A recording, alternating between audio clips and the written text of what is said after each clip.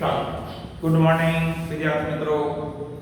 આજે આપણે ધોરણ 11 એકાઉન્ટ એમાં પાંચમું ચેપ્ટર જે આપણે શરૂ કર્યું છે, હિસાબી સમીકરણો અને ધંધાના વ્યવહારો.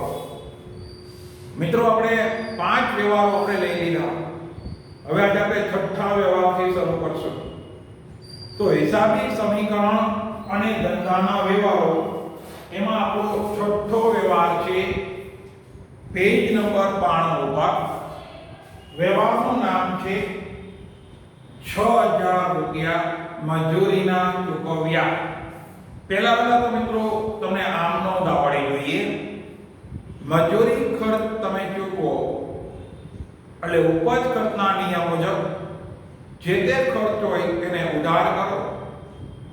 ધંધામાંથી રોકડ જાય છે એટલે રોકડ ખાતું જમા. તો આપણે આમ નોંધ કરીએ, મજૂરી ખર્ચ ખાતે ઉધાર તે રોકડ ખાતે જમા. આમ નોંધ પહેલા લખું, મજૂરી ખર્ચ ખાતે ઉધાર તે રોકડ ખાતે જમા. ધંધામાંથી રોકડ જાય છે એટલે રોકડ ખાતે જમા. કિંમત 6000 રૂપિયા. તો પહેલી આપણી આમનો મજૂરી ખર્ચ ખાતે ઉધાર તે રોકડ ખાતે જમા 6000 રૂપિયા. હવે મિત્રો આની આપણે શરૂઆત કરીએ છીએ. હવે જો મજૂરી ખર્ચ ખાતે ઉધાર તે રોકડ ખાતે જમા અસર, આનાથી આપણો ખર્ચ છે વધે છે, ખર્ચમાં વધારો. હવે તરત જ મગજ હલાવવાનું, ખર્ચ વધે અને તરત જ આપણે નિયમ કીધો છે કે માલિકની મોરી ઘટે. ખર્ચ વધે એટલે સી ઘટે. આ નિયમ છે. ખર્ચ વધે તો સી ઘટે, આવક વધે તો સી વધે. એટલે ખર્ચ વધે તો માલિકની મૂડીમાં ઘટાડો કરવો પડે. જો તમારી આવક વધે તો માલિકની મૂડીમાં વધારો કરવો પડે. તો પહેલા મેં લખ્યું ખર્ચ વધે સી ઘટે. એની સામે બીજી અસર, ધંધામાં રોકડ શિલક ઘટે. ચાલો, રોકડ ઘટે એટલે ડાયરેક્ટ એ ઘટે. રોકડ શિલકમાં શું થયો? ઘટાડો. તો એની અંદર પણ શું થયો? ઘટાડો. હવે આપણે જોવાનું કે તમારી પાસે મિલકતની આગલી બાકી કેટલી હતી. અને પાંચમો વ્યવહાર હોય ને તે અંતિમ બાકી. તો પાંચમા વ્યવહારની અંદર તમારી પાસે જે મિલકતોની બાકી હતી ત્યાંથી આપણે શરૂઆત કરીએ. તો તમારી પાસે રોકડ મિલકત હતી 38000. તો રોકડમાં ઘટાડો થયો છે તો છેલ્લી તમારી રોકડ 38000. એમાં ઘટાડો એટલે માઈનસ કરો, -6000. તમે 6000 રૂપિયા ચૂકવા એટલે રોકડ શિલક ઘટી ગઈ. 38 માંથી 6000 બાદ તો તમારી હવે રોકડ શિલક બની ગઈ 32000. તમારી આગલી રોકડ શિલક કેટલી હતી? 38000. એમાં કેટલા રૂપિયાનો ઘટાડો થયો? 6000 નો. તમારી 38 માંથી 6000 રૂપિયાને બાદ કરવાના. તો હવે તમારી રોકડ શિલક 32000 બની જાય મિત્રો. હવે આપણે બીજી મિલકત જે છે એ મુજબ બીજી તમારી મિલકત હતી સ્ટોક. તો સ્ટોકને એમ નામ દર્શાવી દઈએ. સ્ટોક એ પણ આપણે મિત્રો મિલકત કહેવાય. એ મિલકત એમ નામ સ્ટોક 13000. સ્ટોકની કિંમત હતી એને 13000. સ્ટોક પછીની મિલકત છે આપણું ફર્નિચર. ચાલો, ફર્નિચરમાં કોઈ પ્રકારનો ફેરફાર વગર તમારી પાસે જે ફર્નિચર છેલ્લું હતું 10000, એને 10000 દર્શાવી દઈએ. આ વ્યવહારનો મિત્રો અસર ખાલી એક મિલકતમાં થઈ છે અને એક સી ઉપર થઈ. તો આપણે પેલા આ રીતે આપણે લાઈન નાખવાની. વ્યવહાર પૂરો ના એટલે વ્યવહાર પર લીટી તમારી રોકડ શિલકમાં ખાલી 6000 નો ઘટાડો થયો.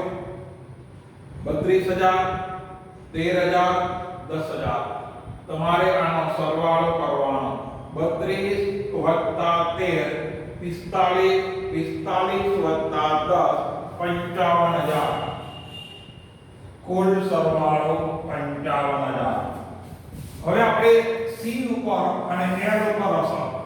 ચાલો C ની અંદર તમારી શરૂઆતની બાકી જોવાની. ફરી વખત C માં તમારી શરૂઆતની બાકી મિત્રો 53000 છે. એટલે 53000 રૂપિયા હતા. આ 53000 માં અસર જો તમારો ખર્ચ વધ્યો એટલે C ઘટ્યો તો માઈનસ કરો 6000 માઈનસ ઘટાડો 6000. ચલો 53 માંથી 6000 47000. એ જ 47000 ને નીચે લખવાના. હવે દેવું આ વ્યવહારથી L ઉપર કોઈ અસર ન થાય તો આપણે L ની જે આટલી બાકી છે એ તમારે નીચે લખી નાખવાની. દેવું તમારું છેલ્લી બાકી હતી 8000 તો 8000 ની બાકીને આપણે નીચે લઈ લેવાની 8000. આ આપણો છઠ્ઠો વ્યવહાર થયો. હવે આપણે ક્રમશઃ એક પછી એક વ્યવહાર લઈએ. 7 નંબર મજૂરીના ચૂકવવાના બાકી. 7 નંબરનો વ્યવહાર છે રૂપિયા 1000 મજૂરીના ચૂકવવાના બાકી છે. 1000 મજૂરીના ચૂકવવાના બાકી છે.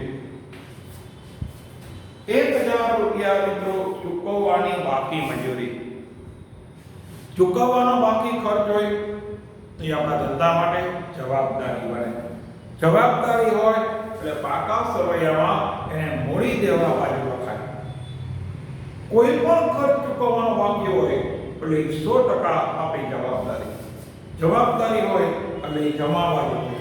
હવે એની આમ નોંધ પેલા કરીએ. મજૂરી ખર્ચ ખાતે ઉધાર તે ચૂકવવાની બાકી મજૂરી ખાતે જમા. પેલા વર્ણન લખું. મજૂરી ખર્ચ ખાતે ઉધાર 1000 મજૂરી ખર્ચ ખાતે ઉધાર 1000 તે ચૂકવવાની બાકી મજૂરી ખાતે. ચૂકવવાની બાકી મજૂરી એ આપણી જવાબદારી બને છે અને ચૂકવવાની બાકી મજૂરીનું ખાતું જમા હોય. હવે આની અસર વિચારીએ. તમારા ખર્ચમાં ફરી વખત વધારો ઉપરની જેમ ખર્ચ વધે. મજૂરી ખર્ચમાં શું થયો? વધારો. તો C માં શું થાય? ઘટે. ખર્ચ વધ્યો, C ઘટ્યો. ચૂકવવાની બાકી મજૂરી એ આપણું શું છે? દેવું. તમારી જવાબદારી. દેવું એટલે L વધે. દેવું એટલે શું થાય? L. આ વ્યવહાર એવો થયો કે જેની અસર C ઉપર અને L ઉપર થાય. C માં ઘટાડો થયો એટલે કે માલિકની મૂડી ઘટી. સામે તમારી જવાબદારીમાં વધારો થયો. તો આ વ્યવહારની તમારી મિલકત ઉપર કોઈ અસર ન થાય. તો જે તમારી જૂની મિલકત છે એ જોઈ નીચે લખી નાખવાની. આગલી મિલકત. ચાલો રોકડની આખા બાકી તો કે 32000. સ્ટોકની કિંમત જે હોય એ 13000. અને ફર્નિચરની કિંમત પણ તમને આપેલી છે કે જોઈ લખી નાખો 10000. આનો સરવાળો જે હતો એ 55,000. આપણો નિયમ મુજબ વ્યવહાર પૂરો થાય અને અંડરલાઈન કરી નાખવાની. હવે આપણે ધ્યાન આપીએ તો આ વ્યવહારથી મિલકતને કોઈ અસર જ ન થાય. એટલે મિલકત અહીંયા આપણી ઈ મિલકત નીચે આવી ગઈ. હવે આપણે તમારી મૂડી ખાતાની બાકી. ચાલો તમારી મૂડીની બાકી બનશે મિત્રો 47000. છેલ્લી બાકી. C માં ઘટાડો થયો. ખર્ચ વધ્યો, C ઘટ્યો. માઈનસ કરો ઘટાડો. આપણે કારણ ની કઈ લખવાનું ખાલી ઘટાડો 1000. 47,000 માંથી 1,000 ने बात कर नाखो 46,000 આ 46,000 ને નીચે લખી નાખો 46,000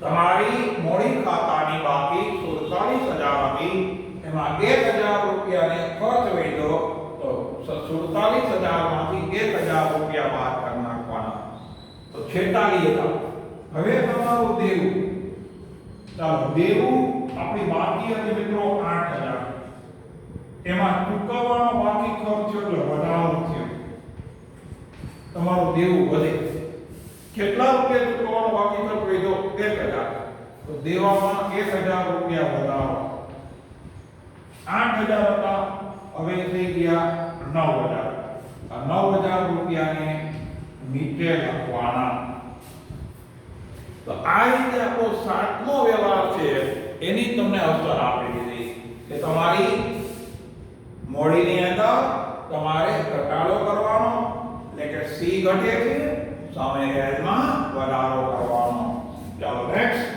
આપણે આગળ જોઈએ છીએ વ્યવહારમાં આઠમો વ્યવહાર કમિશનના 4,000 રોકડા મળ્યા નંબર 8 રૂપિયા 4,000 કમિશન ના રોકડા મળ્યા કમિશનના 4,000 રોકડા મળ્યા મિત્રો કમિશન મળે છે જ્યારે કોઈ આવક આપણને મળે ત્યારે એ આપણા ઉપજ ખર્ચના નિયમ મુજબ ઉધાર જમાના નિયમ મુજબ એ આવક જમા થાય હવે તમારે વિચારવાનું ધંધામાં રોકડ આવે છે કે રોકડ જાય છે તો કે આવે પૈસા મળે એટલે ધંધામાં રોકડ આવે તો આપણે આમ ન રોકડ ખાતે ઉધાર કિંમત 4,000 તે આવકના મળેલ કમિશન ખાતે જમા મળેલ કમિશન ખાતે જમા 4,000 રોકડ ખાતે ઉધાર તે મળેલ કમિશન ખાતે જમા હવે આપણે આમનો કર્યા પછીની અસર વિચારો ધંધામાં રોકડ આવે છે અને રોકડ ખાતે ઉધાર શું કામ કર્યું કે ધંધામાં રોકડ આવે એનો રોકડ આવે તો રોકડ શિલક વધે રોકડ શિલક એટલે આપણી મિલકત વધે રોકડ શિલક ની આપણી શું કહેવાય મિલકતમાં શું થયો વધારો હવે ની બીજી ઇફેક્ટ કમિશન આપણી આવક કયો કે ઉપજ કયો આવક વધે મિત્રો યાદ રાખજો આવક વધે એટલે માલિકની મૂડી વધે ખર્ચ વધે તો માલિકની મૂડી ઘટે અહીંયા આવકમાં વધારો થયો તો કૌંસમાં લખો સી વધે આવક વધે તો મૂડી વધે ખર્ચ વધે તો મૂડી ઘટે હવે આપણે આની અસર આપ્યા પછી જુઓ તમારી રોકડ શિલક ઉપર અસર થઈ છે તો રોકડ શિલક તમારી છેલ્લી 32,000 ગણાય અહીંયા જે રોકડ શિલક હતી એ 32,000 ની શિલકમાં 4,000 રૂપિયાનો વધારો થયો તમને પૈસા મળ્યા તો વધારો કરો વધારો 4,000 ચાલો 32,000 એમાં 4,000 ઉમેરી દો 36,000 તમારી રોકડ શિલક 32,000 હતી એમાં 4,000 રૂપિયાને પ્લસ કર્યા 36,000 રૂપિયા આવ્યા હવે આપણે મિત્રો આગળ વધીએ આગલી મિલકત તમારી જે છે એ એમનો સ્ટોક તમારો હતો 13,000 ફર્નિચર પણ એમનો જ લખી નાખો ફર્નિચર 10,000 હવે તમારે એનો સરવાળો ખેંચી લેવાનો નીચેનો સરવાળો બરાબર છે આપણે નિયમ મુજબ અંડરલાઈન કરી નાખવાની મિલકત લખાય તો અંડરલાઈન કરી લેવી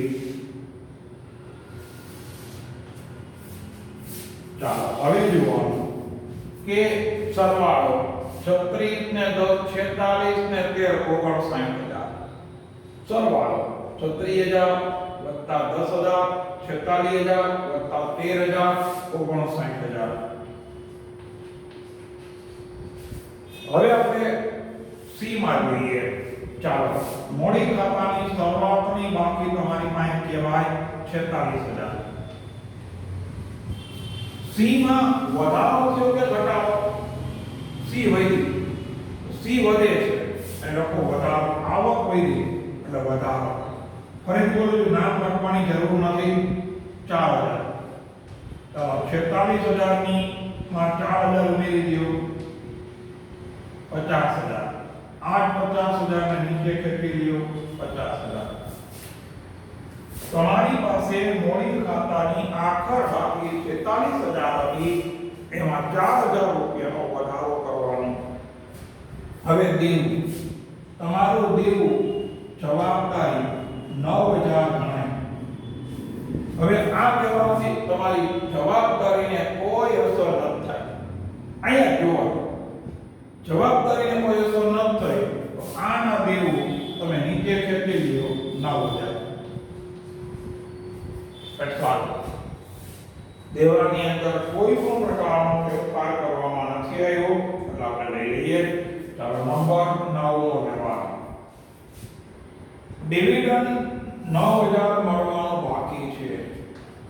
ડિવિડન્ડ રૂપિયા 9,000 મળવાનું બાકી છે. હવે મિત્રો ધ્યાન આપજો, કોઈ પણ આવક હોય મળવાની બાકી હોય તો એ આપણું લેણું બને. અગાઉથી મળેલી આવક હોય તો એ આપણી જવાબદારી બને. તો એ મળવાની બાકી આવક છે તો એ આપણું શું કહેવાય? લેણું, મિલકત. એનાથી આપણે મિલકતમાં શું થાય? વધારો. એની આમનોંધ કરીએ. મળવાની બાકી આવક ખાતે ઉધાર. મળવાના બાકી ડિવિડન્ડ નામ લખી શકો તો તમારે ડિવિડન્ડ ખાતે ઉધાર. કિંમત 9,000 તે જે રીતે આવક એટલે ડિવિડન્ડ ખાતે જમા.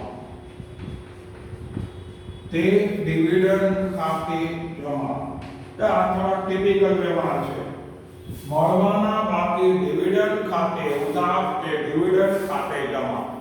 મળવાની બાકી આવક એ આપણી મિલકત થાય. તમારું લેણું છે એ લેણું વધે. તો અહીંયા આપણે આમનું કે હવેની અસર વિચારો. ચાલો મળવાની બાકી આવક અહીં લખું છું. મળવાની બાકી આવક નામ પણ લખી શકો ડિવિડન્ડ. એ આપણી મિલકત કહેવાય એ વધે. મળવાનું બાકી ડિવિડન્ડ તમારી મિલકતમાં વધારો કરવાનો. અને બીજો પોઈન્ટ આપણી આવક વધે. ડિવિડન્ડ ની આપણી શું છે? આવક. ચાલો આવક વધે છે એટલે સી પણ વધે. તો એક તમારી મિલકતમાં વધારો થયો, એક તમારી આવકમાં વધારો થયો. એ અને સી બેમાં પ્લસ કરવાનો છે. એમાં પણ વધારો થયો, સી માં પણ વધારો થયો. ચાલો હવે તમારી રોકડ સિવાય રોકડમાં કોઈ ફેરફાર નહીં. જે છે રોકડની આખર બાકી 36 ના 36.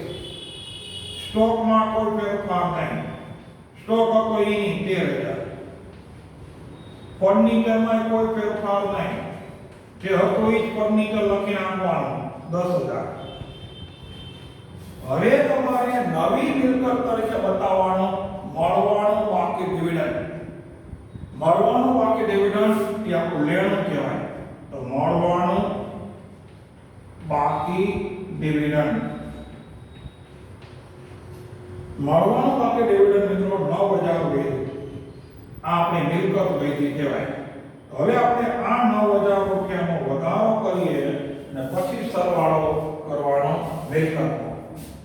જો 36 વત્તા 13 49 ને 10 59 ને 9 તમારા 68,000 રૂપિયા આવ્યા. સરવાળો અંડરલાઈન નાખવાનું. ચાલો હવે જોવાનું તમારી એક મિલકત વધી ગઈ, એ વધી. હવે સી માં વધારો કરો. ચાલો મોડી ખાતાની બાકી 50,000 હતી, એમાં વધારો પણ નાખો મિત્રો, વધારો 9,000. 50 માં 9,000 પૈસા 59,000 કુલ સરવાળો. દેવું કોઈ પ્રકારનો ફેરફાર નહીં થાય. દેવું જે હતું એ 9 ના 9, દેવાને કોઈ અસર થતી નથી. દેવું તમારું યથાવત જે હોય તે જ તમારે લખવું પડે. આ વ્યવહાર પૂરો થઈ ગયો એટલે આપણે નિયમ મુજબ અનુવાદ કરીએ. 10 અને છેલ્લો વ્યવહાર એટલે આપણે 8,000 નું યંત્ર ખરીદ્યું. 8,000 નું યંત્ર ખરીદ્યું. ચાલો હવે જવાબ દેજો. વ્યવહાર આર્થિક છે કે બિન આર્થિક? આર્થિક. વ્યવહાર રોકડ છે કે ઉધાર? તરત તમે કહેશો રોકડ. કેમ કહેશો રોકડ? નામ નથી આપ્યું. જ્યારે કોઈ વ્યવહારમાં નામ ન આપે એટલે વ્યવહાર થઈ જાય મિત્રો રોકડ. તો હવે અહીંયા અનુમાન કરીએ. યંત્ર એ આપણી મિલકત. યંત્ર ખાતે ઉધાર તે રોકડ ખાતે જમા. યંત્રો ખાતે ઉધાર તે રોકડ ખાતે જમા. રકમ લખવાની 8,000. યંત્ર ખાતે ઉધાર તે રોકડ ખાતે જમા. હવે આપણે મિત્રો લખવાનું યંત્ર એ આપણી મિલકત એ વધે. સેકન્ડ રોકડ શિલક ઘટે. તમે યંત્ર ખરીદો તો પૈસા ચૂકવવા પડે. રોકડ શિલક પણ આપણે મિલકત પાઈ ઘટે. તો આ વ્યવહાર વળી પાછો કેવો થઈ ગયો? એક મિલકત વધી યંત્ર સામે બીજી મિલકત ઘટી રોકડ શિલક. એક મિલકતમાં વધારો બીજી મિલકતમાં ઘટાડો. ચાલો પહેલા રોકડ શિલક. હવે તમારે જોવાનું રોકડની આખર બાકી તમારી 36,000 અંતરાળ લખવાની. રોકડ શિલક 36,000, એમાં ઘટાડો કરો અને માઈનસ 6,000. 36,000 માંથી 8,000. આપણે અહીંયા 8,000 છે. 8,000 36,000 માંથી 8,000 બાદ 28,000 રોકડની આખર બાકી. તમારી રોકડ શિલક છેલ્લી કેટલી હતી? 36,000. એમાં કેટલા રૂપિયા વાયકા? 8,000. 36,000 માંથી 8,000 સુપર નાખવાના 12, તો 28,000. ચાલો સ્ટોક. સ્ટોકમાં કોઈ ફેરફાર નથી. સ્ટોક જે છે એમ ન હોય તે નાખીએ. ફર્નિચર પણ એમ ન હોય. ફર્નિચર 10 નું 10.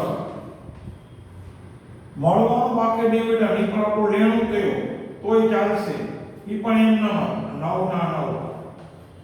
અને હવે આપણી નવી મિલકત તરીકે બતાવો યંત્રો. યંત્રો આપણી નવી મિલકત તરીકે આવ્યા 8,000. હવે ફાઇનલી આનો સરવાળો ઉપર હતો એ 68 ના 68. શું કામ 68 આવ્યો તો? એક મિલકત રોકડ શિલક ઘટી તો હવે નવી મિલકત યંત્ર એટલા જ વધ્યા. જેટલામાં ઘટ્યા અમે એટલા વધ્યા તો મિલકતમાં કુલ ફેરફાર થાય ના જાય. ક્લિયર? બરાબર સમજાઈ ગયું? ઓકે.